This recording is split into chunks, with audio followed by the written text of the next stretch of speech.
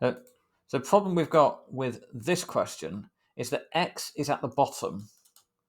Now, what I could do is there's two ways of solving this problem, and I'll solve it in both ways, in fact. So let's rewrite it. Let's write it out first. So 2y.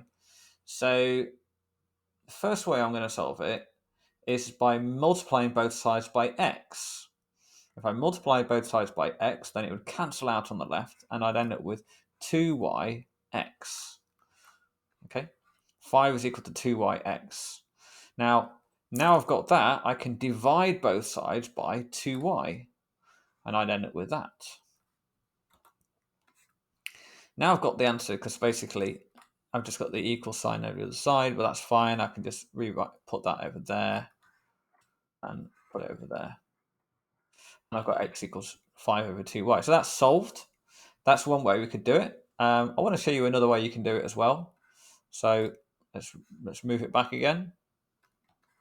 Move everything around. Right. So 5 over x is equal to 2y. So the other thing I'm going to do is I'm going to divide both sides by 5. Now, a lot of people make a mistake here. They go, well, when I divide that by 5, we know they cancel out, so I just delete that. So what does that equal then? Well, maybe it equals just x then, perhaps. No, it doesn't equal x. It equals 1 over x. So 1 over x is equal to 2y over 5. What you can do whenever you have two fractions, for example, a over b is equal to c over d, you can do this cunning little trick, which is like a shortcut to what I just did a moment ago, where you flip both sides upside down. So you go b over a is equal to d over c. Okay, so if a over b is equal to c over d, then b over a is equal to d over c. In other words, I can flip both of these around.